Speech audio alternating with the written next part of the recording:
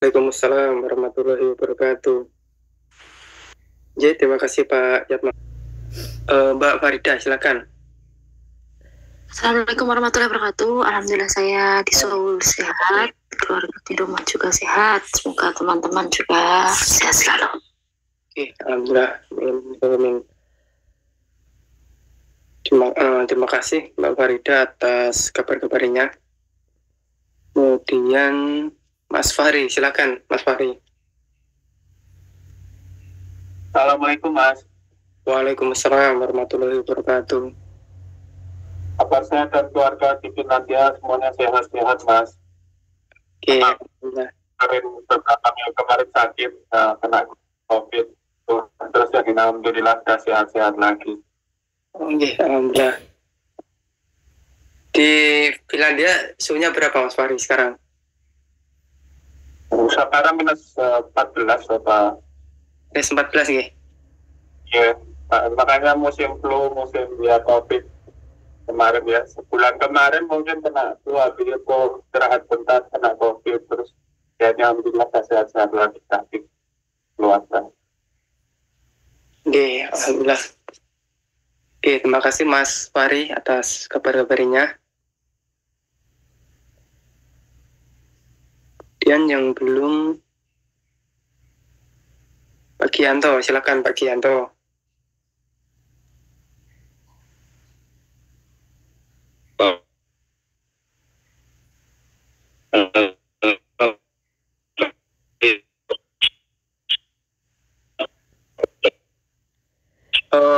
Suaranya putus-putus ya, Pak Gianto.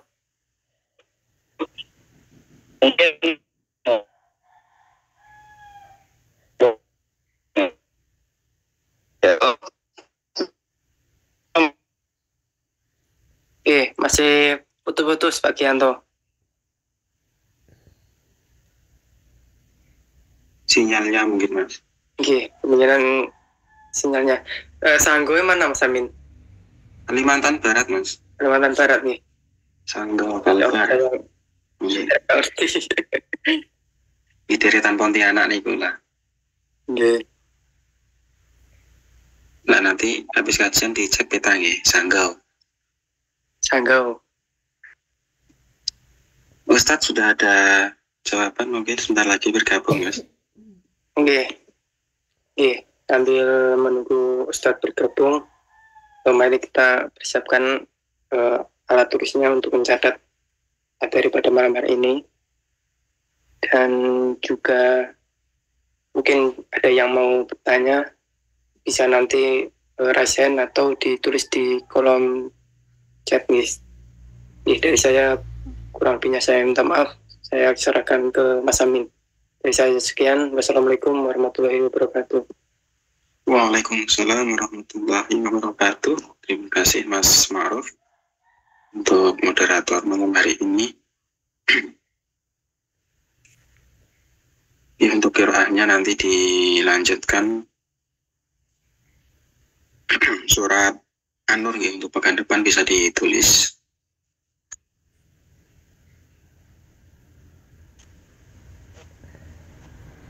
Assalamualaikum warahmatullahi wabarakatuh, Ustadz. Waalaikumsalam warahmatullahi wabarakatuh. Ya, alhamdulillah. Suara saya didengar jelas nggak, Ustadz? Ya, alhamdulillah jelas, Mas. Ya, alhamdulillah. Bagaimana kabarnya, Ustadz dan keluarga baik, di rumah? Mas. Mudah-mudahan teman-teman semua di sini juga baik-baik saja. Ya, alhamdulillah. Mohon doanya, ada saudara dan ibu saudara kita yang sedang sakit, Ustadz. Mohon doanya, semoga diberikan kesembuhan. 2 orang yang sakit ya? Iya, Ustaz. Baik, mari teman-teman kita doakan semuanya. Allahumma shfi.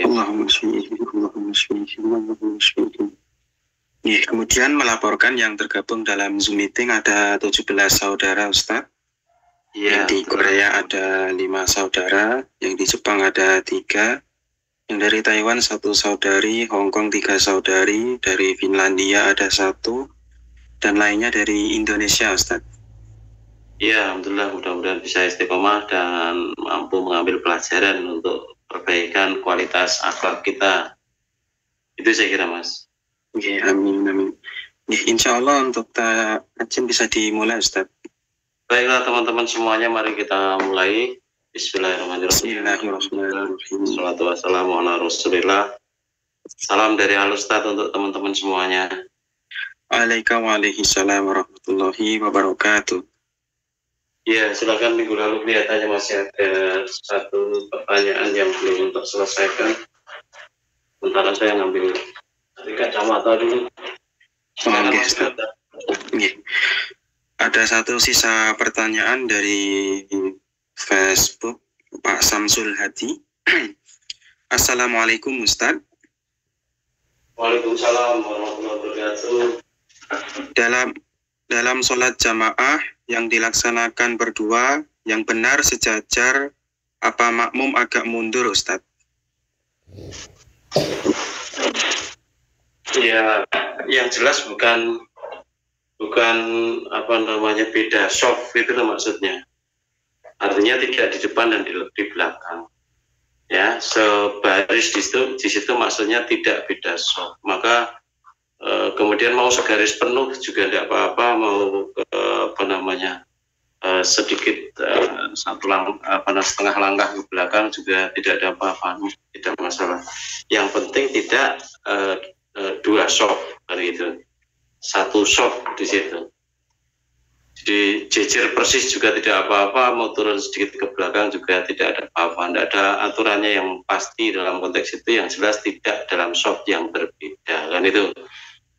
Kurang lebihnya kan mirip-mirip softnya sholat wanita ya. Wanita imamnya kan di tengah gitu ya. Di dalam baris itu dia juga bisa satu baris, artinya tidak di baris tersendiri begitu. Kemudian kalau mau maju setengah langkah atau bagaimana juga tidak ada masalah. Untuk memudahkan, kalau yang wanita tadi banyak untuk memudahkan mengetahui imamnya di sebelah mana kan gitu.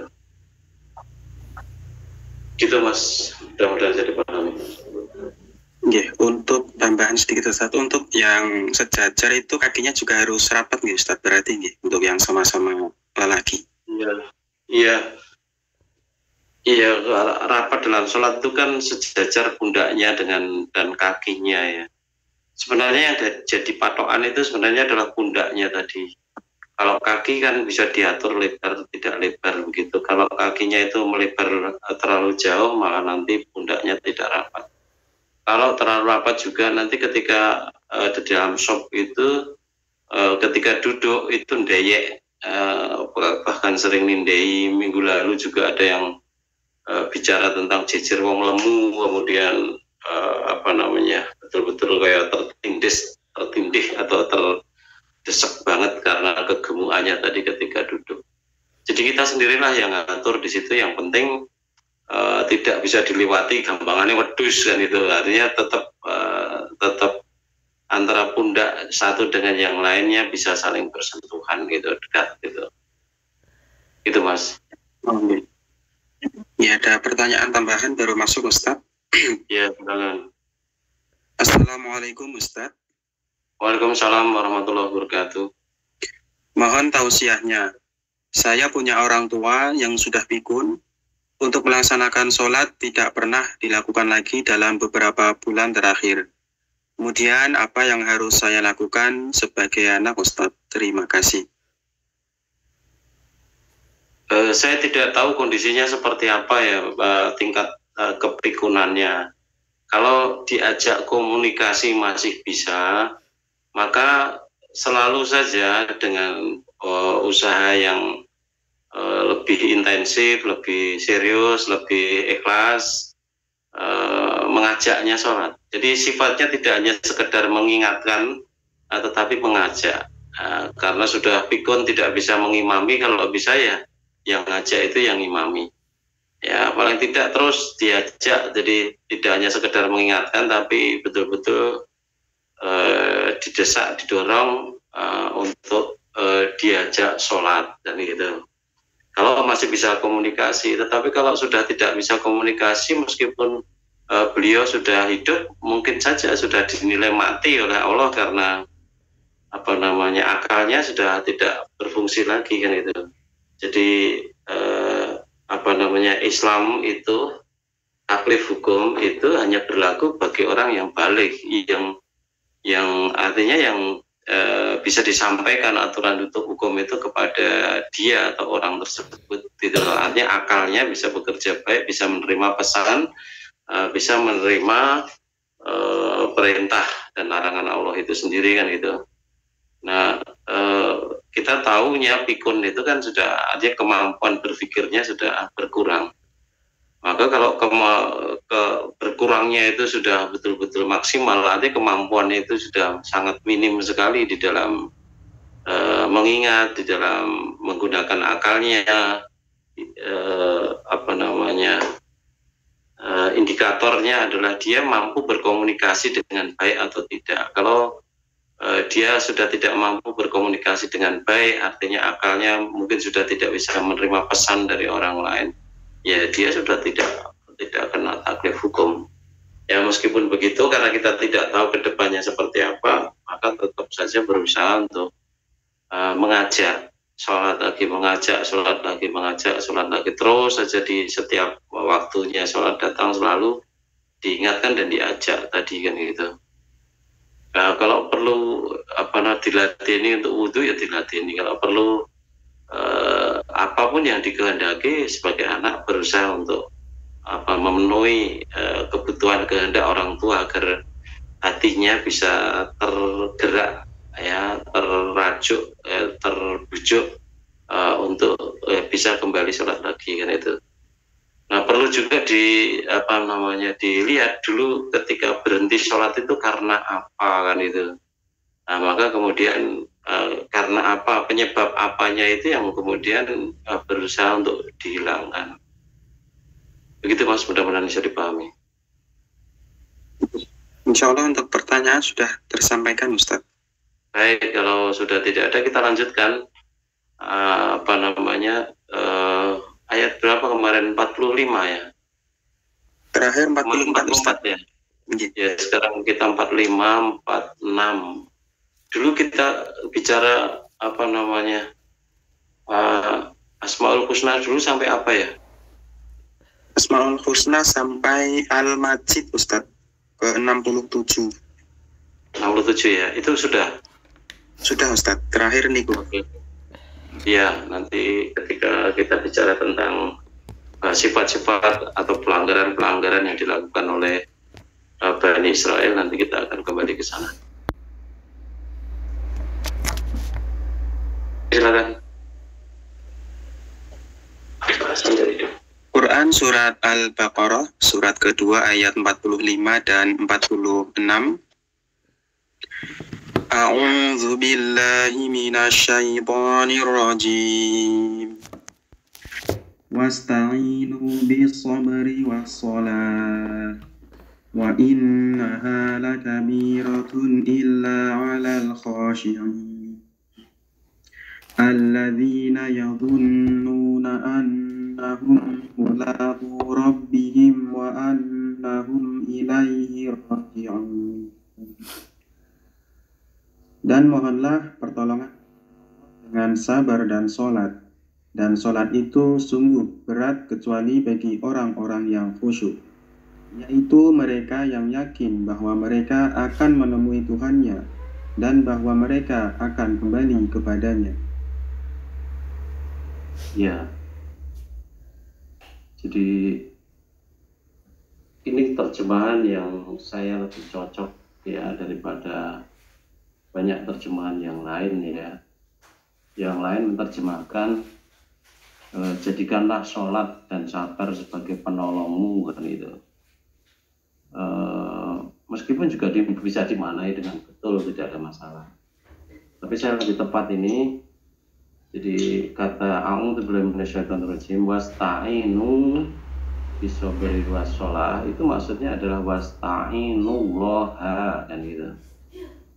Jadi hendaklah kalian minta pertolongan kepada Allah bis-sabri was-shalah kan itu, dan sholat kan itu. Artinya dengan tetap bersabar ya di dalam menghadapi musibah, misalnya saja di dalam bertaat kepada Allah, di dalam senantiasa konsisten menjauhi larangan Allah dan sebagainya. Diperlukan kesabaran dalam konteks itu. Kemudian berikutnya juga tetap melaksanakan sholat dan itu. Kenapa pertolongan Allah itu bisa hadir melalui sarana sholat tadi, atau kenapa kita harus memohon kepada Allah dengan tetap melaksanakan sholat? Karena kita sendiri tahu bahwa yang namanya sholat itu adalah ibadah yang utama ya di dalam Islam itu, sehingga kita perlu melaksanakannya minimal 5 kali sehari gitu. Saya sering mengatakan bahwa sholat itu adalah untuk menjaga hubungan vertikal antara kita dengan Allah, sedangkan zakat, sedekah dan sebagainya itu adalah untuk menjaga hubungan horizontal antara kita dengan makhluk Allah yang lain, termasuk manusia dalam konteks ini kan gitu. Nah, di dalam sebuah hadis juga dijelaskan bahwa Rasulullah itu mengatakan as-sholatu mi'rajul muslimin gitu ya. Jadi mukminin atau muslimin, kurang lebihnya seperti itu. Artinya sholat itu adalah mi'rajnya orang-orang yang beriman, kalau itu mukminin dan itu. Artinya mi'raj itu kan naik ke atas ya, ada perjalanan ke atas. Ya, kepada siapa? Kepada Allah. Artinya komunikasi dengan Allah dalam konteks itu sholat itu, dan memang juga begitu. Ya, sejak awal kita membicarakan tentang tafsir Al-Fatihah itu sendiri, kita sudah intensif bicara tentang komunikasi dengan Allah gitu. Maka ketika seseorang yang sholat mengucapkan alhamdulillahirabbil alamin, Allah menjawab dengan hamidani abdi, hambaku memujiku kan itu, dan seterusnya seperti yang sudah kita pelajari kan itu. Ya, kemudian sholat itu juga penting sekali karena sholat itu merupakan babul jannah ya, artinya pintu surga. Artinya ahli sholat orang-orang yang mereka itu memang dinilai oleh Allah sebagai orang-orang yang betul-betul menjaga sholatnya, dia akan masuk ke surga melalui pintu as-sholah itu sendiri kan gitu. Ya, maka penting sekali dalam konteks ini sholat itu tetap dijaga, apalagi Rasulullah juga mengatakan bahwa as-sholatu imaduddin kan gitu. Jadi sholat itu adalah tiangnya agama kan gitu. Dikatakan oleh Rasul, paman aqomaha faqad aqomaddin, paman tarakaha faqad qadamaddin dan itu. Siapa yang menegakkan sholat itu, maka dia sungguh menegakkan agama. Tetapi barang siapa yang meninggalkan sholat itu, maka sungguh dia telah merobohkan agama. Saya sering mengatakan, kalau seseorang mempunyai sebuah rumah karena gempa bumi kemudian rumahnya roboh, ya, meskipun dia masih hidup, dia dikatakan tidak punya rumah karena rumahnya sudah roboh. Nah, begitu juga orang Islam atau yang tadinya orang beriman yang kemudian meninggalkan sholat, maka dia sudah tidak punya rumah itu lagi, tidak punya din itu lagi. Ya, maka Rasulullah juga mengatakan bahwa al-ahdul ladzi bainana wa bainahum as-sholat, faman tarakaha faqad kafar kan itu. Perjanjian antara kami dengan mereka itu adalah sholat. Barang siapa meninggalkan sholat, maka sungguh dia telah kafir, kufur dan itu ya. Nah, makanya pentingnya sholat dan seperti itu. Maka kemudian banyak ulama yang sepakat bahwa orang yang meninggalkan sholat atau tidak sholat dengan sengaja itu, padahal dia sebenarnya mampu, maka dia termasuk kafir dan sembeliannya tidak halal lagi kan itu. Mengikuti pemahaman ini, maka kemudian kita tidak mudah-mudah untuk makan ayam atau makan sapi atau apapun yang mengandung unsur ayam atau sapi dan sebagainya dengan mudah. Ya, kita harus yakin dulu siapa yang menyembelih, orang yang mengaku Islam saja tapi tidak sholat, atau memang betul-betul orang Islam yang dia memang menegakkan sholat juga gitu. Ya, nah disitulah maka kemudian ketika sholat itu dijadikan sarana sebagai pendorong, pendukung untuk mencapai kesuksesan ya, artinya menjadikan sarananya sebagai penolong, itu ya bisa dimaklumi, ya wajar, baik kan itu. Apalagi tadi kalau kita bicara tentang sabar kan gitu. Nah, sabar itu juga menjadi pintu keberhasilan, artinya menjadi kekuatan tersendiri di dalam bertahan menghadapi musibah atau di dalam konsisten melaksanakan perintah Allah maupun larangannya kan gitu. Nah, ketika kita melaksanakan perintah Allah dan menjauhi larangannya dengan sabar, itu artinya kita membuka pintu pertolongan Allah kan gitu, karena kita sedang membangun ketaatan dalam konteks itu kan itu. Ya, tetapi prinsipnya adalah bahwa wasta'inu bis-sabri was-shalah itu adalah dorongan dari Allah supaya kita itu memohon pertolongan kepada Allah dengan sabar dan dengan sholat, dan tetap melaksanakan sholat dan itu. Yang kita mintai pertolongan itu adalah Allah, bukan sholat yang kita mintai pertolongan, bukan sabar yang kita mintai pertolongan. Saya sama persis seperti di dalam Al-Fatihah ayat yang ke-5 ya, yang mengatakan itu a'udzubillahi minasyaitonir rajim, iyyaka na'budu wa iyyaka nasta'in kan itu. Hanya kepadamu ya Allah kami menghambakan diri, dan hanya kepada Allah ya, hanya kepadamu ya Allah iyyaka na'budu, hanya kepadamu ya Allah kami menghambakan diri, wa iyyaka nasta'in, dan hanya kepadamu kami minta pertolongan, hanya kepadamu, tidak kepada yang lain kan itu. Nah, maka sholat di situ bukan sebagai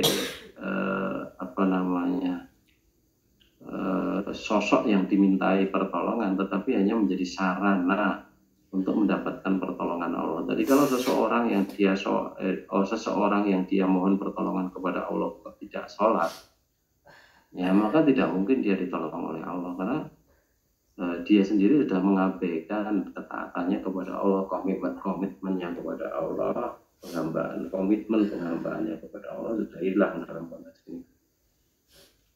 Ya. Wa innaha lakabiratun illa 'alal khoshiin kan itu. Dan sesungguhnya di situ bisa merujuk kepada sholatnya saja, tetapi juga secara kontekstual bisa dirujukkan kepada kedua-duanya kan itu.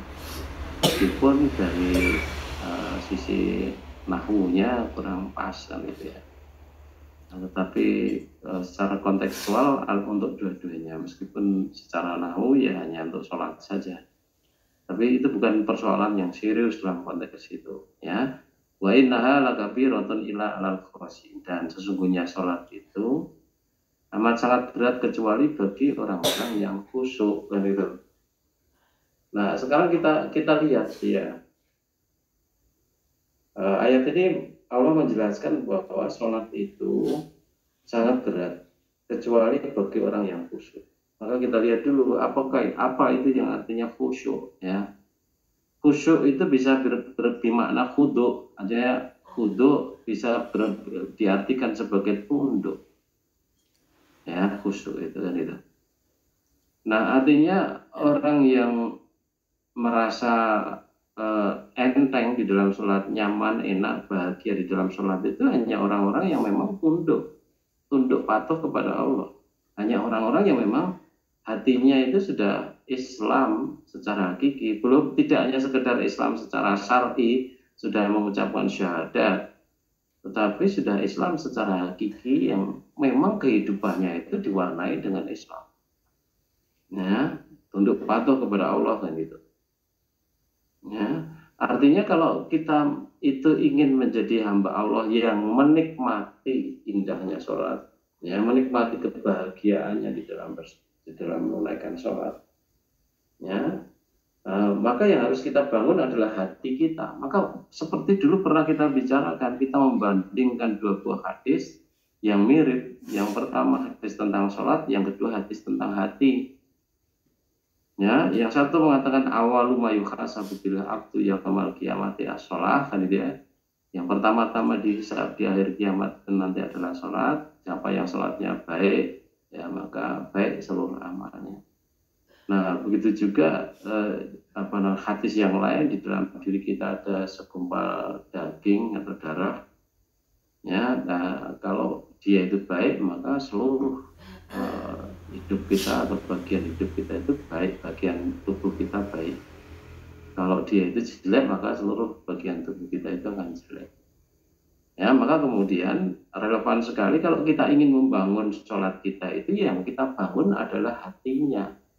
Bagaimana cara membangun hati? Untuk apa hati dibangun? Untuk supaya hati kita itu menjadi hati yang diwarnai dengan ketaatan kepada Allah, hati yang khusyuk, hati yang khudu', hati yang tunduk tadi, hati yang taat. At-taqwa itu sendiri artinya at-ta'ah khalisah, taat yang tulus. Ya, artinya kalau kita ingin menikmati bahagianya sholat itu, kita harus menjadi orang-orang yang hati kita itu betul-betul khusyuk, tunduk, nikmat bersama dengan Allah. Nikmat di dalam bertaat itu sendiri kan. Jadi kemanapun pergi, dimanapun kita berada, apapun situasi dan kondisinya, ya ternyata memang yang ditoto, yang dibangun itu adalah harus hati kita. Nah, supaya kita baik kan itu. Nah, dalam konteks ini supaya kita bisa merasakan bahagianya sholat itu sendiri, maka yang harus ditoto juga hati kita. Bukan yang lain-lain. Supaya kita mendapat pertolongan Allah, ternyata juga yang ditoto adalah hati kita. Supaya hati kita menjadi hati yang bertakwa tadi. Nah, ketika kita bicara takwa, maka kemudian sederet pertolongan Allah, sederet janji-janji Allah itu berada di depan mata kita. Diberi rezeki dari arah yang tiada disangka-sangka. Jadi diberikan jalan keluar dari berbagai macam persoalan. Ya, ditolong kan itu oleh Allah dalam berbagai hal. Nah, konteks ini kan. Ya. Ya. Nah, itu kan itu. Maka relevan sekali, wa innaha lakabiratun illa 'alal khosyin, dan sesungguhnya salat itu sangat berat kecuali bagi orang yang khusyuk. Ini bermakna mutaqin, artinya orang-orang yang dia bertakwa gitu. Nah, kalau tidak bertakwa ya tidak akan merasakan indahnya sholat. Kalau tidak bertakwa juga tidak akan mendapat pertolongan Allah. Jadi ista'inu bisabri wassalah tadi menjadi tidak bermakna kalau kemudian kita tidak memenuhi syaratnya menjadi orang yang bertakwa tadi kan gitu.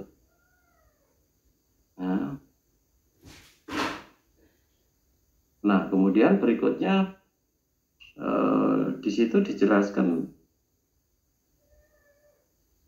selanjutnya apa yang dimaksud dengan orang yang khosyin tadi kan gitu.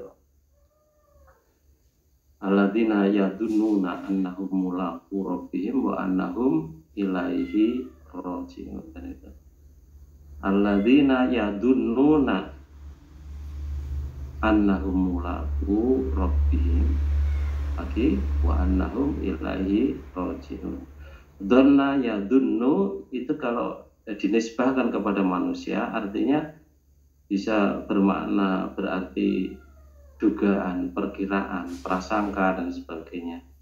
Tapi kalau dhon itu dinisbahkan kepada Allah, itu maknanya adalah yakin kan itu ya. Artinya alladzina yadunnuna annahum mulaqu rabbihim, yaitu orang-orang yang yadunnuna, yang mereka itu yakin. Dona yadunnu, yakin. Memiliki keyakinan penuh, dan keyakinan itu berjalan sekarang sampai yang akan datang. Bukan madhi ya yang sudah terjadi, artinya kemarin yakin kan itu. Sekarang tidak seperti itu, tapi memiliki keyakinan yang kontinu, keyakinan yang mapan dan terus yakin seperti itu kan gitu ya. Annahum, bahwasanya mereka mulaqu rabbihim, mereka akan bertemu dengan Tuhan mereka. Ya, ada yang memaknai bahwa keyakinan akan bertemu Tuhan, termasuk juga bertemu Tuhannya itu sudah sejak di dunia ini, tidak hanya besok ketika di akhirat saja, sudah sejak sekarang ini kan itu. Dan yang seperti itu juga bisa diterima, artinya ketika di dunia ini dia sudah bersama dengan Allah, hidupnya sudah diwarnai dengan komunikasi dengan Allah, diwarnai dengan interaksi dengan Allah, diwarnai dengan saling menolong antara dia dengan Allah dan sebagainya. Dia sibuk dengan aktivitas-aktivitas yang senantiasa bersinggungan antara dia dengan Allah. Nah, itu sudah bisa dimaknai sebagai bertemu dengan Allah. Setiap saat dia sholat, dia komunikasi dengan Allah. Setiap saat ketika dia mau menyelesaikan masalah, dia berkomunikasi dengan Allah. Mana kira-kira jalan yang paling pas ini yang saya gunakan untuk menyelesaikan persoalan ini. Ketika dia mau makan di warung juga komunikasi dengan Allah. Mencari yang halal, bukan yang enak, yang murah, bahkan bukan yang traktiran gratis, tetapi betul-betul yang halal dalam pandangan Allah. Ya, ketika mau berbicara pun juga begitu, dikonsultasikan dulu dengan Allah. Ketika mau mengeluarkan pendapat, pemikiran dan sebagainya, dia takut kalau sampai Allah tidak ridho kepadanya. Artinya Allah senantiasa bersama dengan dia senantiasa menghadirkan Allah dalam semua aktivitasnya. Nah, itulah yang disebut sebagai orang yang ihsan tadi, yang sering disinggung kaitannya dengan orang ihsan. Yang dikatakan oleh Rasul, anta budallaha ka'annaka tarahu fa illam takun tarahu fa innahu yaraka. Anta budallah, kamu menghambakan diri kepada Allah. Artinya kamu beraktivitas dengan berbagai aktivitas dalam kehidupanmu sehari-hari. Apakah itu ibadah ataukah itu muamalah, sama saja. Anta budallah. Ka'annaka tarahu, seolah-olah kamu itu melihat dia gitu. Jadi yang disebut sebagai orang ihsan tadi, dia itu seolah-olah dia itu beribadah, seolah-olah dia itu melihat Allah. Artinya dia bisa beribadah itu dengan sungguh-sungguh, dia bisa beraktivitas itu dengan sungguh-sungguh karena Allah, bukan karena yang lain-lain. Dia makan juga cari makan yang sungguh-sungguh halal. Dia mencari nafkah juga mencari nafkah yang sungguh-sungguh halal dalam pandangan Allah. Terus komunikasi terus dari bangun tidur sampai kemudian tidur lagi, itu terus saja dia berkomunikasi dengan Allah. Ya, sehingga tidak salah kalau kemudian dikatakan tadi alladzina yadunnuna annahum mulaqu rabbihim. Jadi itu berlaku sejak sekarang ini, sejak dia masih hidup di dunia ini. Ya, ila yaumil qiyamah, dan bahkan kekal nanti kan gitu dalam konteks itu. Ya. Wa annahum ilaihi raji'un, dan meyakini bahwa sesungguhnya mereka akan kembali kepada Tuhan mereka, kepada Tuhan mereka kan gitu. Ya, artinya orang yang khusyuk itu dalam konteks ini secara ringkas adalah orang-orang yang mereka memang punya iman kepada Allah dan hari akhir. Ya, artinya mulaqu rabbihim itu sebagai simbol yakin kepada Allah kan gitu. Karena senantiasa bersama Allah, bertemu dengan Allah, komunikasi, beraktivitas bersama dengan Allah tadi. Wa annahum ilaihi raji'un, dan yakin kepada hari kiamat. Artinya kepada yakin, beriman kepada Allah dan hari akhir kan gitu. Maka wajar kalau Rasul itu senantiasa mengingatkan kepada para sahabatnya dengan mengatakan maka yu'minu billahi wal yaumil akhir. Kurang lebihnya bahasa ini dalam bahasa hadisnya seperti itu. Ayat ini dalam bahasa hadisnya seperti itu. Ya, maka yu'minu billahi wal yaumil akhir fal yukrim dhaifah, misalnya saja. Siapa yang beriman kepada hari akhir, maka hendaklah dia memuliakan dhaifah, tamunya misal saja. Maka yu'minu billahi wal yaumil akhir falyaqul khairan aw liyasmut, kan itu. atau aul yaskut kan itu, karena sakata yaskutu dengan samata yasmutu itu sama artinya diam. Barang siapa yang beriman kepada Allah dan hari akhir maka hendaklah dia berkata baik atau diam kan itu. Nah itu yang dimaksudkan dengan ayat yang ke-46 tadi yang menjelaskan tentang orang yang khusyuk ya. Maka dalam bahasa ayat ini adalah khusyuk yang maknanya sebenarnya adalah takwa. Kemudian dalam ayat berikutnya dijelaskan itu adalah orang yang beriman pada Allah dan hari akhir kan gitu.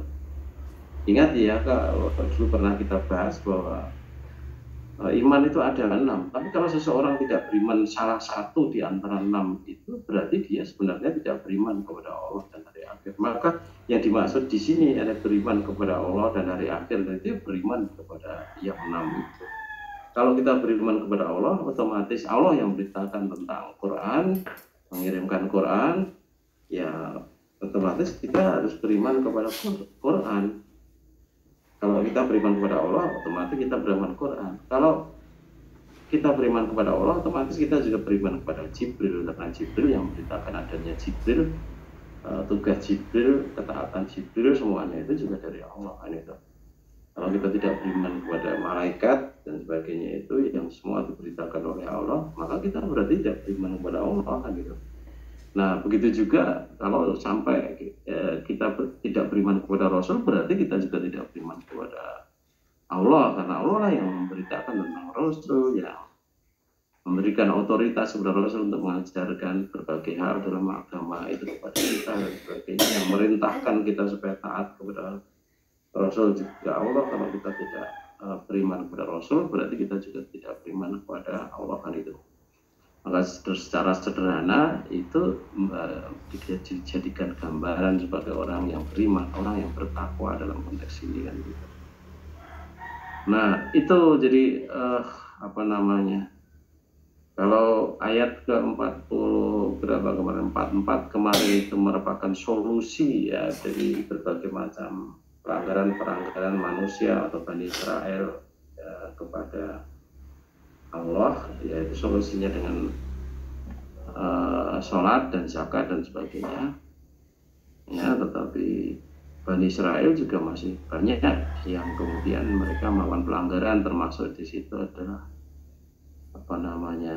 memerintahkan kepada kebaikan tetapi juga melupakan kepada dirinya sendiri. Nah, otomatis mereka juga meninggalkan sholat itu kan itu. Maka kemudian diingatkan oleh Allah ini kan itu. Mereka banyak keseyek-seyek, mereka banyak rekoso hidupnya.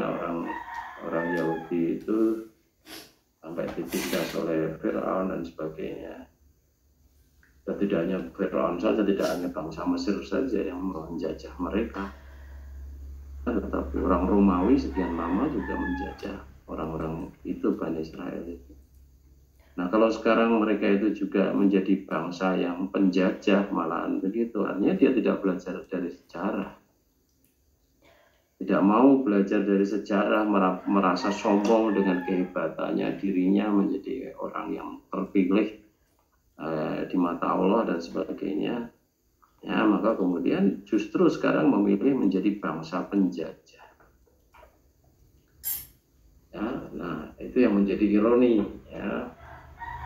Kejelekan-kejelekan mereka yang sudah dibongkar, dibeberkan ya, dijelaskan panjang lebar oleh Allah di dalam Al-Quran, nampaknya tidak menjadi pelajaran bagi sebagian besar mereka ya. Justru mereka menjadi penentang yang nyata kepada Allah kan itu. Nah ini yang disayangkan. Lebih disayangkan lagi umat Islam yang seharusnya dia merasa bersyukur dengan turunnya Nabi yang terakhir ya, yang memecah kebuntuan yang semua nabi-nabi sebelumnya adalah keturunan Israel kan gitu ya. Dari Nabi Ishak, kemudian yang ini Nabi Muhammad itu bukan dari bangsa Israel tapi keturunan Arab yang berasal dari keturunan Nabi Ismail, yang semua itu adalah anak-anaknya Nabi Ibrahim kan gitu. Nah seharusnya orang Islam juga merasa beruntung dengan datangnya Quran, kemudian menjadi orang-orang yang amat sangat getol mempelajari Quran, memahami dan mendakwahkannya, sampai mengamalkannya untuk keselamatan dirinya masing-masing, juga mendakwahkannya. Ya, tetapi kita bisa menyaksikan sekarang ini justru bangsa-bangsa Arab ya menjadi amat sangat lemah sekali di dalam perjuangannya terhadap Islam ini. Jadi mungkin secara ekonomi dengan mal mereka banyak mengeluarkan, tetapi yang diperintahkan oleh Allah tidak hanya mal, tapi juga angkus, tidak ada yang sedang dengan amwal, tapi dengan angkus kan itu.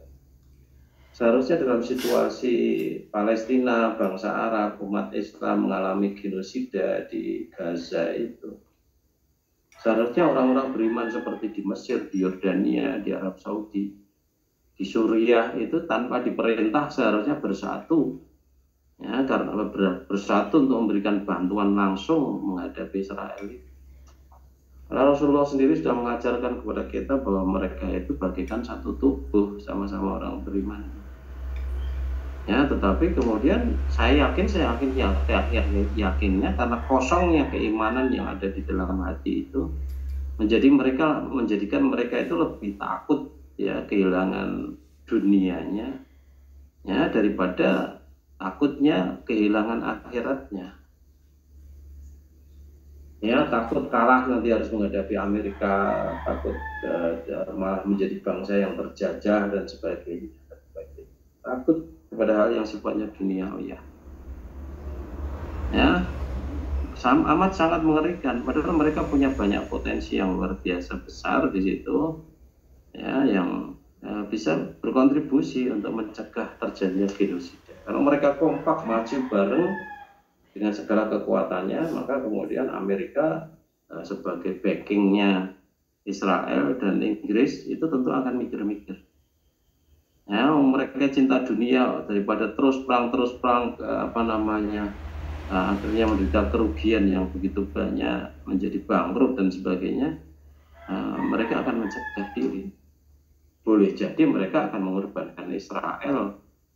Nah, tetapi karena orang Islam sendiri tidak punya nyali, ya, mereka sudah terbelah di dalam faham nasionalismenya mereka masing-masing. Akhirnya tidak mampu memberikan bantuan kepada saudaranya untuk menghadapi Israel yang secara terang-terangan didukung oleh kekuatan yang militer paling besar di dunia, yakni Amerika itu kan. Ya, nah inilah dampak negatifnya dari orang-orang yang tidak beriman kepada Allah dan hari akhir ini. Nah, apalagi mereka kemudian dititipi oleh Allah dengan harta yang banyak, dititipi oleh Allah untuk menjaga Masjidil Haram, tempat-tempat suci Islam, tetapi orang-orangnya seperti itu kan. Jadi sangat mengenaskan kan. Nah, kita yang di sini beruntung ya, artinya beruntung itu tidak ditindas oleh penguasa-penguasa yang seperti itu. Kita di Indonesia diberi kebebasan yang penuh untuk belajar agama, kemudian mengamalkannya sesuai yang kita yakini. Ya, tidak seperti di Mesir yang setiap pergerakan masyarakat itu kemudian diawasi oleh intel-intel mereka. Ya, seperti juga di negara lain, katakan mungkin Malaysia, Brunei dan sebagainya, paham-paham yang lain tidak bisa berkembang dengan bebas kecuali apa yang ditetapkan oleh negara itu. Naudzubillah, kan mau negaranya salah kan berarti terus mengembangkan kesalahan. Ya, gitu saya kira Mas apa yang bisa kita bahas dari surat Al-Baqarah ayat yang ke-45 dan 40 berapa tadi? 45 46 ya. Jangan sampai kita terjebak kepada hal yang sama gitu ya, hanya kosong dengan sholat saja tapi tidak ada keyakinan di dalam hati.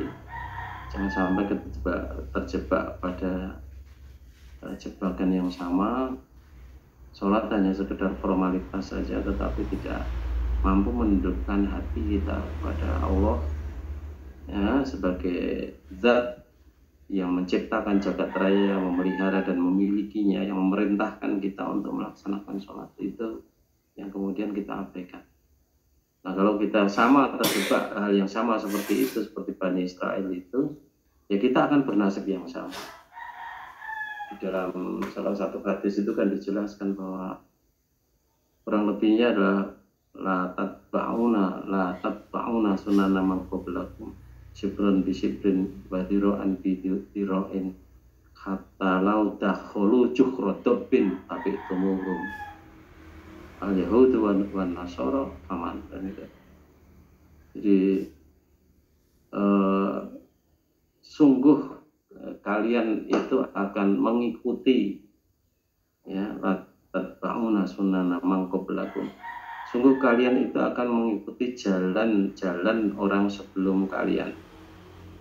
Sibron bisibrin, sejengkal demi sejengkal, wadiro'an bidiro'in, dan sehasta demi sehasta. Hatta lau dakhulu juhrotobin. Sampai seandainya mereka itu masuk lubang biawak pun, kamu akan mengikuti juga.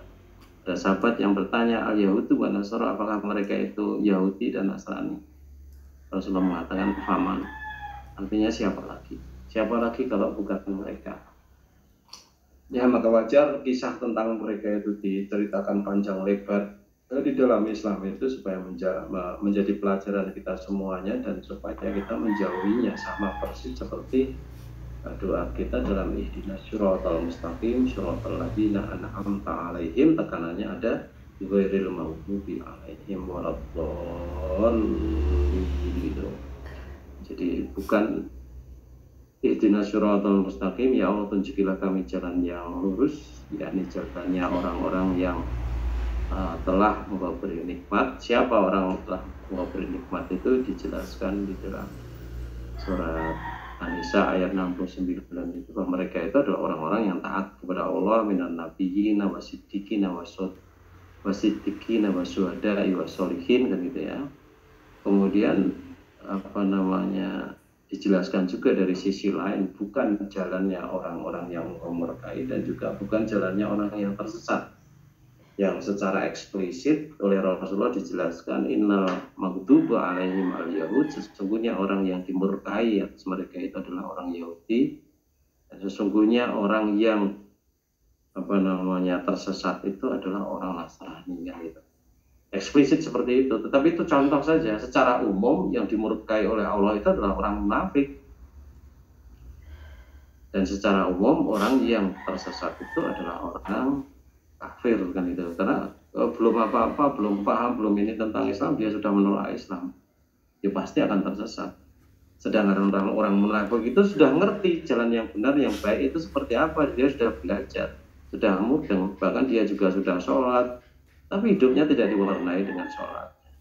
Dia sudah puasa, tetapi ternyata puasanya juga tidak mampu menumbuhkan kemampuannya untuk mengendalikan hawa nafsu dan sebagainya dan sebagainya. Ya, sudah tahu bahwa harta itu harus kita manfaatkan untuk keselamatan akhirat, mencari keselamatan akhirat kita zakati harta itu, kemudian kita sedekahkan, infakkan dan sebagainya. Nah, tetapi ternyata kecintaannya kepada harta itu berlebihan amat sangat, padahal Rasul sudah mengajarkan bahwa harta itu nilainya kalau tidak dimanfaatkan di jalan Allah itu tidak lebih berharga daripada sehelai sayap nyamuk, gitu.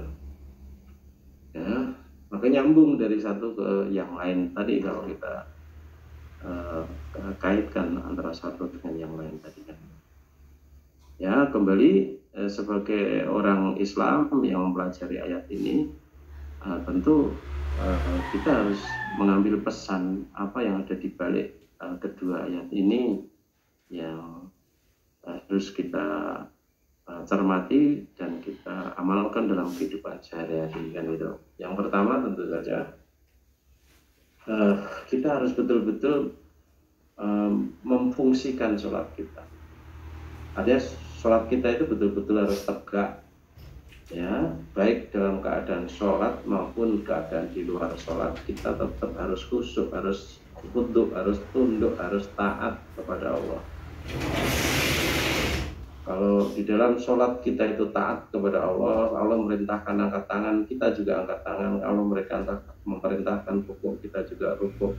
Allah memerintahkan sujud, kita juga sujud. Tetapi ternyata di luar sholat, Allah memerintahkan kita untuk dermawan. Ternyata kita pikir Allah memerintahkan kita untuk menjaga waktu sholat kita, ternyata kita juga lalai dan sebagainya. Ya, maka sholat kita tidak fungsional dalam konteks itu. Hanya ketaatan kita mandu dulu. Ya, kalau sudah bicara sholat, misal saja ketika Allah merintahkan berhenti kamu sholat, kita berhenti sholat. Allah merintahkan sudah masuk waktunya sholat, kita perhatikan betul perintah Allah itu masuk waktunya sholat. Ya, tetapi kita taat setaat itu. Ya, ketika Allah merintahkan pergi, waktunya sudah sampai waktunya pergi ke masjid, kamu pergi ke masjid. Ya, tetapi itu hanya formalitas saja. Kalau kemudian di luar sholat, ya Allah mengingatkan itu haram, kamu masih terjam, terus saja nikmat dengan ghibahnya, itu haram, tapi masih ternyata dilanggar, ya menikmati kekayaan, ya karena pikirnya, harta kekayaannya, karena pikirnya dan sebagainya, itu artinya sholat kita tidak fungsional. Nah, sholat yang seperti itu tentu saja tidak bisa menjadi penolong bagi kita tadi kan gitu, dalam konteks pemahaman yang tadi kan gitu. Ya, maka kembali lagi ketika sholat kita itu fungsional, sehingga sholat kita itu betul-betul dalam tanda petik bisa menjadi penolong, minimal itu menjadi sarana untuk hadirnya pertolongan Allah, ya, untuk menyelesaikan berbagai persoalan yang kita hadapi dalam konteks itu kan gitu. Ya, dan kemudian yang kedua, kita menjadikan sholat itu betul-betul sarana komunikasi kita dekat dengan supaya kita itu dekat dengan Allah kan itu.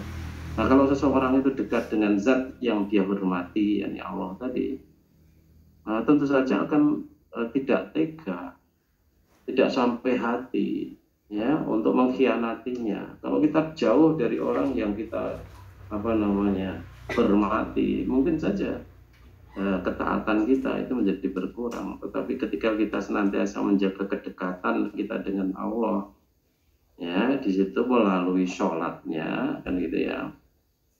Tentu saja di sini melalui kualitas sholat yang baik, tentu saja bukan sholat yang tidak fungsional tadi kan.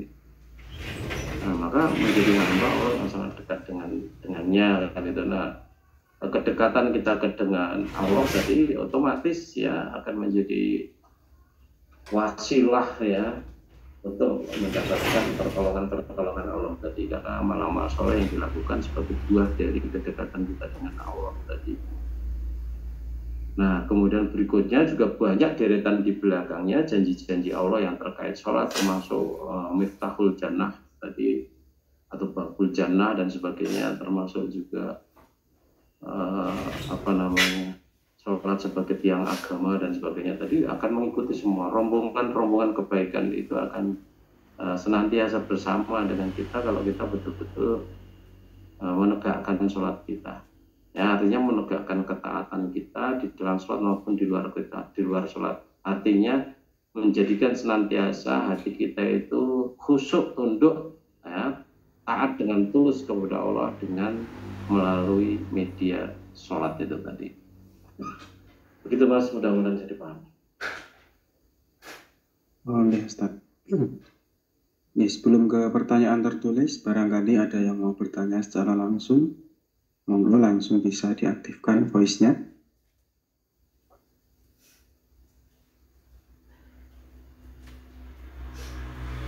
Bu Nenu, silahkan diaktifkan voice-nya. Terima kasih atas kesempatannya. Assalamualaikum Ustaz. Waalaikumsalam warahmatullahi wabarakatuh. Mohon izin bertanya tentang syafaat. Ya. Saya pernah dengar ceramah dari Ustadz di luar NTA tuh, beliau mengatakan bahwa kita sesama mukmin itu bisa saling memberi syafaat di yaumil akhir nanti. Sedangkan banyak beberapa ayat yang pernah saya baca di Al-Quran itu bahwa tidak akan pernah ada syafaat lagi di hari kiamat itu, melainkan dari seizinnya. Bagaimana kalau seperti ini, Ustadz? Mohon tausiahnya. Ya, artinya memang pemahaman syafaat itu berbeda-beda satu dengan yang lain ya. Saudara kita yang di luar sana banyak yang berpemahaman menggunakan makna syafaat itu sebagai penggenap. Artinya kalau untuk lulus itu nilainya harus 60, kemudian kita baru dapat nilai 55 dari 100 bisa saja. Maka kemudian dikatakan nanti Rasulullah yang memberikan syafaat sebagai penggenap tadi, supaya dia menjadi minimal 60 tadi kan. Nah, syafaat dalam arti lain itu bisa dimaknai sebagai pertolongan Allah juga kan. Nah, sebagai pertolongan Allah juga di situ itu juga dimaknai ganda. Artinya ada yang memaknainya bahwa syafaat itu nanti didapatkan di hari akhir, meskipun kita hanya katakan mengucapkan la ilaha illallah saja, nanti akan dapat syafaat. Dan itu menjadikan lemah orang beriman di dalam beramal soleh di dunia ini kan gitu. Kita punya pemahaman yang lain dengan syafaat itu katanya dengan itu. Ya, Ustadz almarhum sering menjelaskan bahwa Al-Qur'anu syafi'un musyafa'un wa makhilun musaddaqun. Ya, man ja'alahu amamahu qadahu ila jannah wa man ja'ahu wara'a dhuhrihi syaqqa ila nar. Jadi Al-Qur'anu syafi'un musyafa'un, Quran itu adalah syafaat yang mensyafaati, syafaat yang betul-betul bisa memberikan syafaat, pertolongan yang bisa memberikan pertolongan. Wa makhilun musaddaqun, dan alasan yang dibenarkan. Artinya kalau kita berargumentasi, kita berhujah dengan Al-Quran itu, hujah kita akan diterima oleh Allah dengan benar kan gitu. Ya, manja'alahu amamahu kan gitu. Barang siapa yang menjadikan Quran itu berada di depannya, maka Quran akan membimbingnya ke surga. Barang siapa yang menjadikan Quran itu di belakang punggungnya, artinya mengabaikan Al-Quran, maka Quran tadi akan menjebloskannya menyeretnya ke neraka gitu. Nah, nanti secara personal itu siapa yang bisa memberikan syafaat? Ya Rasulullah bisa memberikan syafaat, orang-orang yang mereka itu beriman, bertakwa bisa memberikan syafaat, orang yang syuhada bisa memberikan syafaat dan sebagainya secara letterlek seperti itu. Tetapi orang yang beriman, Rasul dan sebagainya itu memberikan syafaat karena Rasul itu mengajarkan Al-Quran. Karena Al-Quran tadi yang menjadi syafaat.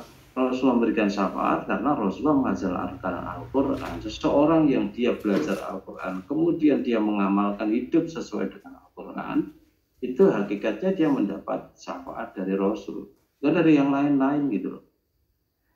Nah, orang beriman juga bisa memberikan syafaat kepada orang yang lain. Artinya orang beriman yang dia juga hidup sesuai dengan Al-Quran, kemudian ditiru, dicontoh, menjadi teladan bagi orang lain. Dan tentu saja semua orang beriman yang mengamalkan Al-Quran punya semangat untuk mengajarkan, karena Rasulullah berpesan balighu ani walau ayat. Sampaikan yang berasal dariku meskipun satu ayat. Artinya dia mengajarkan, menyampaikan tadi kepada orang lain.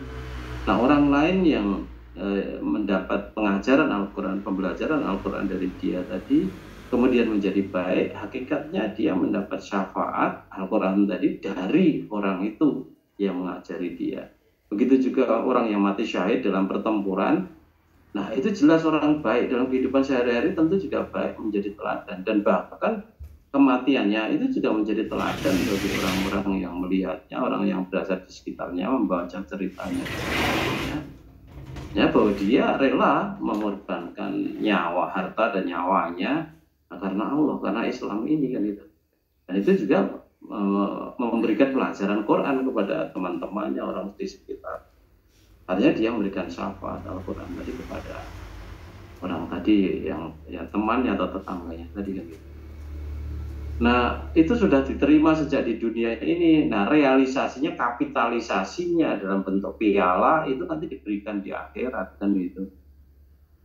Ya, jadi dulu saya gambarkan seperti orang yang sedang antre gula atau antre beras atau antre apapun di situ. Nah, sebelum antre dia itu sudah mendapat kartu itu. Sudah mendapat kartu pembagian jatah beras misalnya saja. Ya, meskipun dia pada antrian yang ke-1000, ya, pada saat itu dia belum menerima, ya, dia akan mendapat juga bagian itu gitu loh.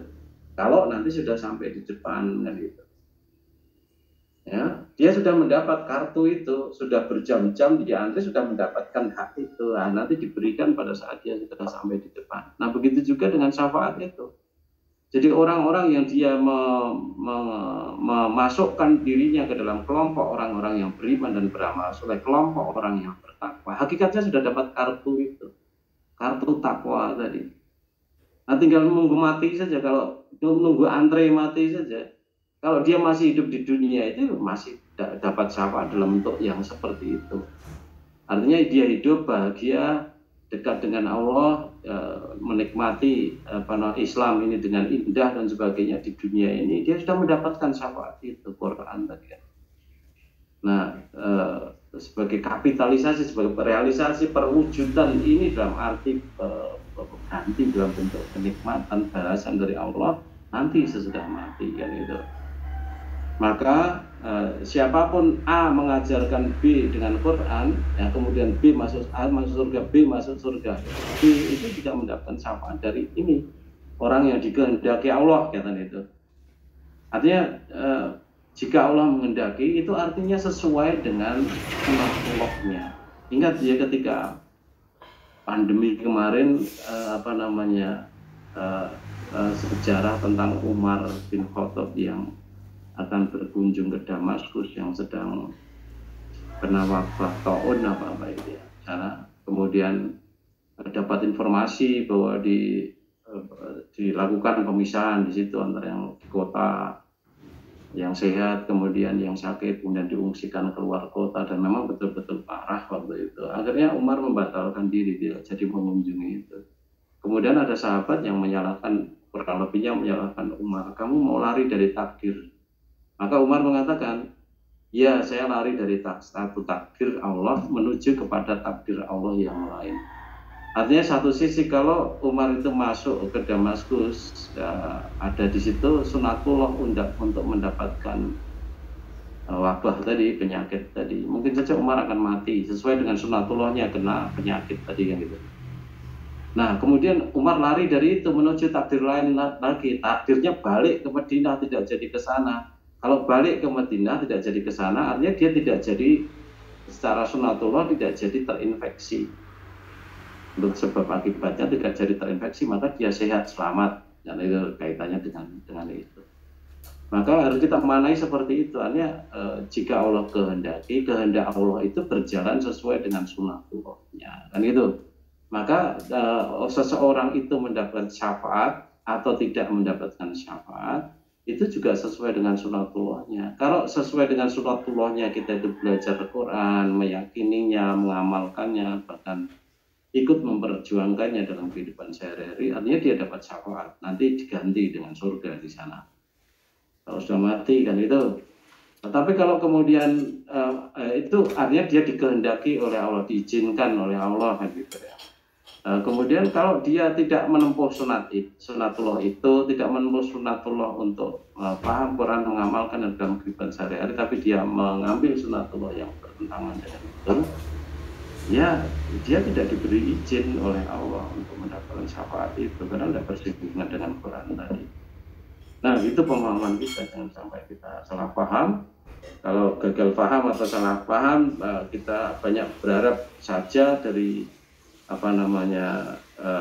berharap tentang syafaat itu tadi, tetapi tidak mengamalkan sunatullah untuk mendapatkan syafaat itu, malah jadi tidak dapat nantinya kan itu. Begitu Bu Noni, mudah-mudahan bisa dipahami. Artinya syafaat itu tergantung dari usaha dan sunatullah masing-masing pribadi gitu ya Ustadz. Iya. Yang saya dengar dari penjelasan dari Ustadz itu, beliau berpesan sampai menangis, Ustadznya itu menangis. Saudaraku, seandainya nanti di hadapan Allah kalian tidak menemukan saya di sana, tolong cari saya. Tolong cari saya. Katakan bahwa saya mencari kawan saya si A, bahwa kami dulu sama-sama sholat, sama-sama ngaji, sama-sama fastabihul khairat bersama-sama. Kenapa dia nggak ada gitu? Jadi memberi pesan kayak gitu. Jadi terus Ustadz itu pesan bahwa banyaklah berkawan dengan orang-orang soleh gitu. Jadi suatu saat seandainya di hadapan Allah dia tidak melihat adanya kamu di situ, dia bisa meminta kemudian mencari kamu di mana akhirnya seandainya masuk neraka dipanggil lagi karena dapat syafaat dari temannya itu. Bagaimana pengertiannya seperti itu Ustadz? Ya tidak bisa, di akhirat kan sudah tidak berlaku hukum sunatullah. Hukumnya sudah berbeda. Jadi sunatullah itu hanya berlaku ya di dunia ini kan gitu ya, dalam konteks itu. Maka yang namanya syafaat juga sudah kita cari sejak berada di sini. Kalau tadi banyaklah bersinggungan dengan berteman dengan orang soleh supaya dapat syafaat, ya itu tadi orang soleh itu yang dikatakan sebagai orang soleh itu adalah orang yang mereka meyakini Islam dan kemudian mengamalkannya dalam kehidupan sehari-hari. Nah, kalau orang ini soleh memang betul-betul soleh, dia juga akan berdakwah, mendakwahkan Islam itu kan itu. Ya, maka yang berkawan dengan orang soleh itu dia akan mendapat teladan kebaikan, bersinggungan dengan kebaikan akan menular. Orang yang bersinggungan dengan orang soleh tadi dia akan mendapat tausiah, minimal tawaso bilhaq, tawaso bisobr dari dia. Nah, itu yang menjadi jalan untuk mendapatkan syafaat. Karena tadi syafaat itu ada Al-Qur'anu syafi'un musyafa'un, jadi kan itu. Maka dia dapat pelajaran Al-Qur'an, kalau dia kemudian memahami, meyakini, mengamalkannya dalam kehidupan sehari-hari, maka dia dapat syafaat. Terus ling goleki iki nang endi, di eker-eker ceker-ceker nang endi. Apa dia si umpamanya tadi ustadznya mlebu neraka di kedalaman yang 70 tahun kita masuk ke sana tidak sampai ke dasarnya itu. Kemudian yang alul jannah tadi arep goleki nang neraka kono dicupliki, digoleki kopong dan sebagainya kemudian digeret begitu.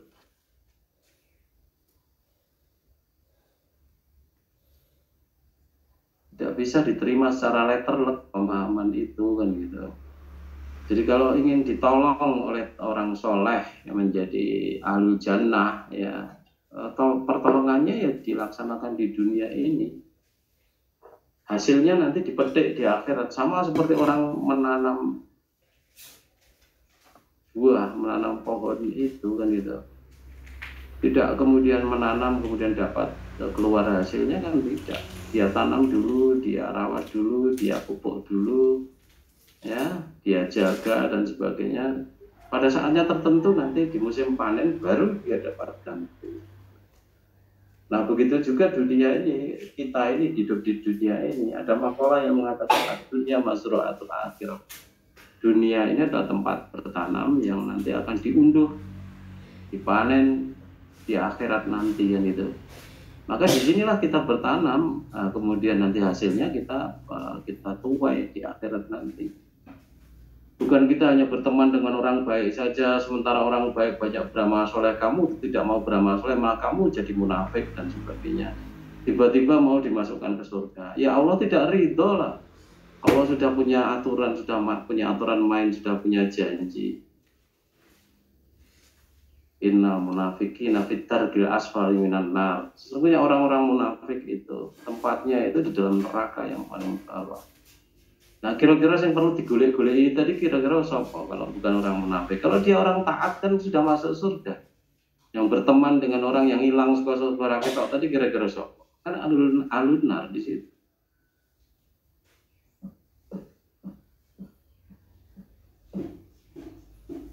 Ya. Nah kalau orang semuanya begitu, kemudian akhirnya tidak ada konsep munafik, kafir, kemudian Islam tadi kan gitu, mukmin tadi kan gitu.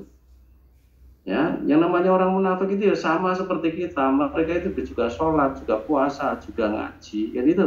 Tetapi masih berkata dusta, berjanji mengingkari, dipercaya, berkhianat dan sebagainya. Kalau berperkara dia kejam, bisa saja seperti itu. Nah, itu kan nanti hilang dari surga, kan golei yang seperti itu, kemudian dilebokkan ke surga. Kan tidak bisa, justru malah orang-orang seperti itu tempatnya di neraka yang paling bawah. Tadi saya katakan orang munafik itu justru dia termasuk al-maghdud tadi.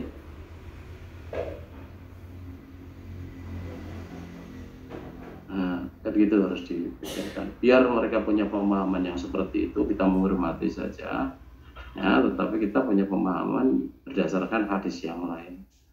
Nah, kalau sudah pemahamannya berbeda, khilafiyah dalam konteks itu, ya maka ya sudah, tidak bisa dikompromikan sampai kiamat, tidak akan ketemu begitu.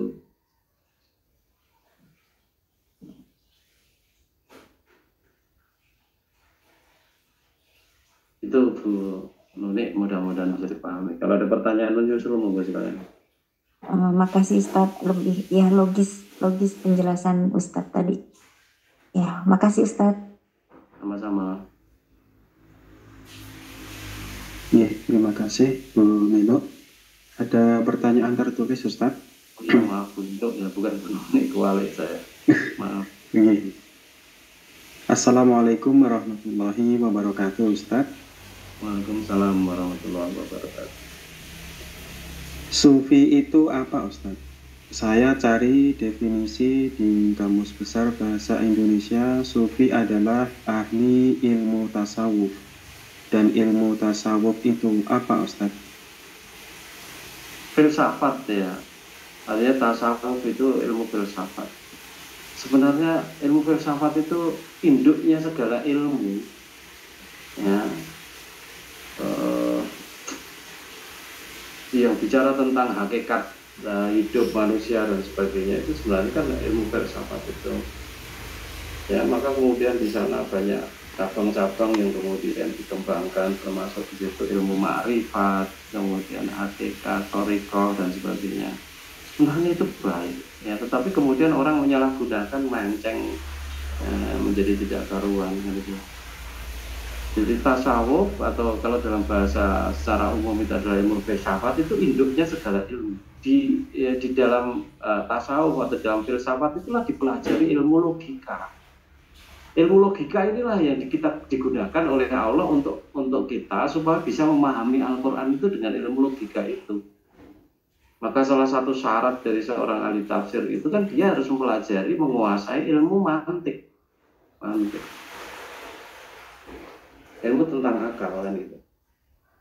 Ya, maka kalian orang yang teman-teman yang mereka belajar pada saya awal-awal di mana saya mengajar, saya selalu bicara tentang cara berpikir logis dan cara berpikir mistis.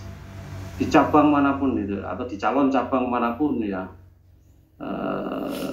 sudah saya ajar dan kemudian akhirnya menjadi cabang di berbagai tempat ya.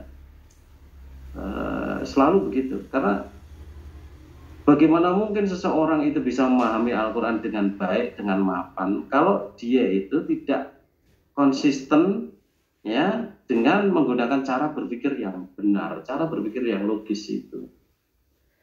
Maka sering saya singgung orang yang mereka itu, para mahasiswa yang mereka itu sholat supaya mendapatkan nilai yang baik, itu sudah mistis. Karena memang tidak ada kaitan sebab akibat dari sholat itu dapat nilai yang baik gitu. Ya begitu juga para perempuan-perempuan yang mereka itu banyak puasa supaya mendapatkan jodoh yang soleh misalnya saja begitu ya. Itu tidak ada relevansinya. Yang namanya puasa itu adalah untuk mengendalikan diri kita, untuk meningkatkan kemampuan untuk mengendalikan hawa nafsu sehingga menjadi manusia yang bertakwa. Sholat itu adalah untuk ingat Allah, sehingga ketika ingat Allah kita ingat perjanjian syahadat kita dengan Allah, ya, untuk menghambakan diri secara penuh dengan Allah, sehingga orang yang seperti itu tentu saja tidak akan melanggar larangannya, tanha anil fahsya wal munkar, dan terjauh dari perbuatan keji dan munkar. Nah, puasa, sholat atau ibadah-ibadah lainnya itu menjunjung tinggi martabat manusia sehingga menjadi ahlul jannah. Jangan kemudian ditukar dengan nilai A, B. Jangan ditukar dengan jodoh di dunia ini. Tidak ada apa-apanya dibanding dengan itu. Di dunia ini tidak berjodoh pun tidak apa-apa. Yang penting jadi ahlul jannah gitu loh. Di dunia ini dapat mahasiswa dapat nilai B atau C, lulus tidak apa-apa. Yang penting dia itu menjadi hamba Allah yang baik, kan gitu.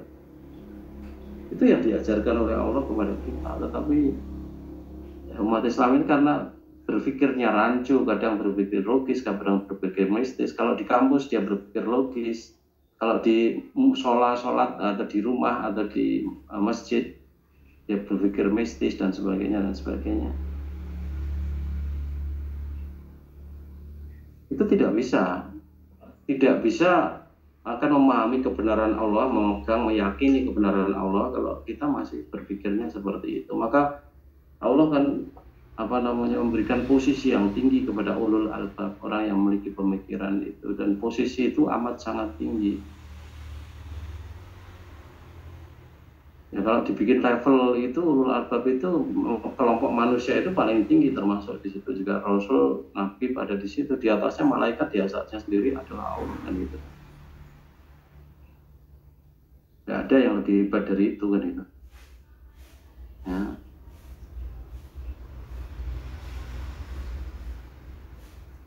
Kita sering ingat Al-Ustaz almarhum menyampaikan a'udzubillahi minasyaitonirrajim, kitabun anzalnahu ilaika mubarakun liyadabbaru ayatihi wa liyatadzakkara ulul albab, kan itu.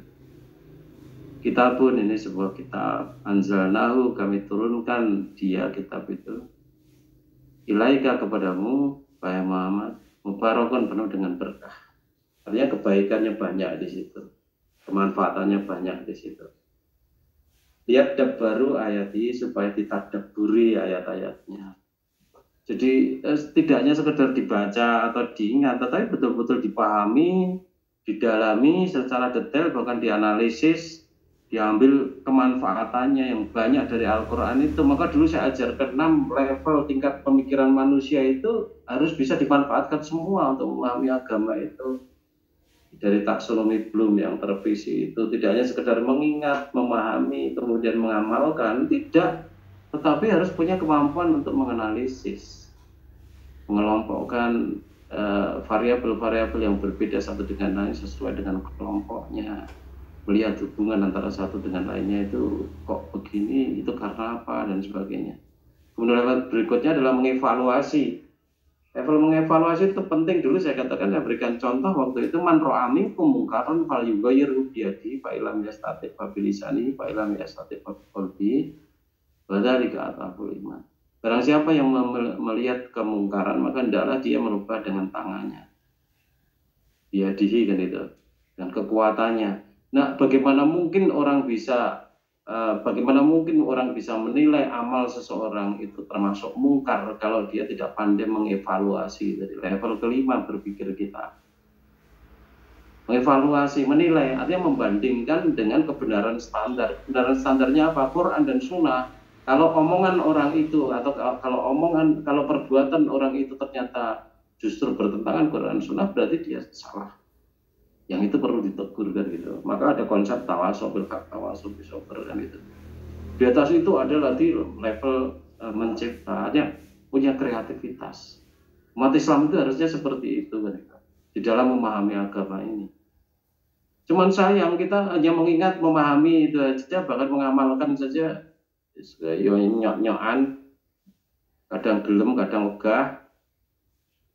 Kadang amalannya malah sebaliknya, kan itu. Nah, itu yang jadi penghalang. Jadi bagaimana mungkin Allah akan membukakan pintu-pintu pemahaman kepada seseorang yang orang itu sendiri itu menentang Allah, mengkhianati Allah. Artinya amalnya itu tidak sesuai dengan apa yang dikehendaki Allah, kan tidak mungkin.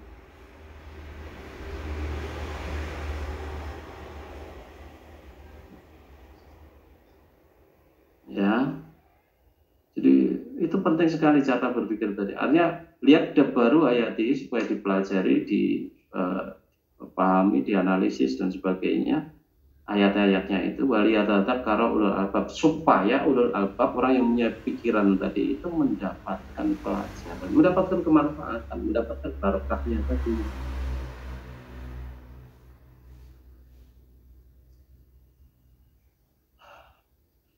Ya, kita bisa menyaksikan level kreativitas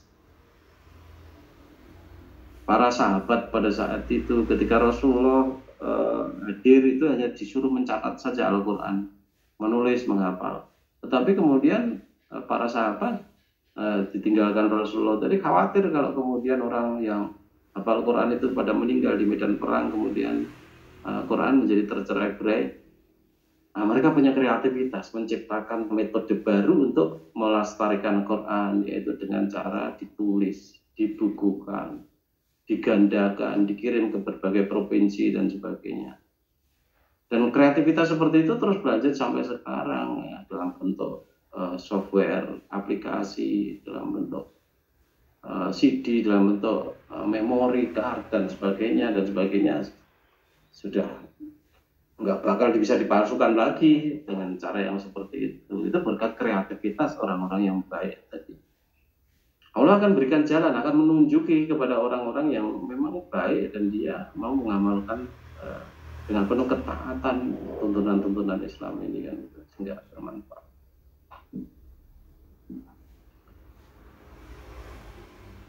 Ya, jadi ya itu dulu beberapa waktu yang lalu juga kita singgung betapa jeleknya orang yang taklid itu. Orang taklid itu termasuk syirik, ya, orang taklid itu menjadi ahlul nar dan sebagainya itu karena mereka tidak menggunakan pikirannya tadi.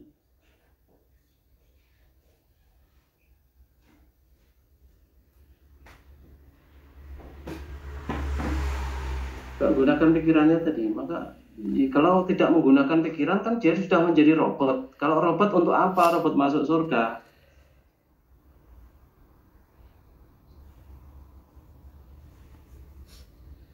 Nah, bedanya manusia dari makhluk-makhluk Allah yang lain itu kan karena kemampuan berpikir tadi. Nah, kita manusia yang memang diberi kemampuan berpikir dibanding dengan makhluk yang lain, kenapa tidak mensyukurinya dengan maksimal?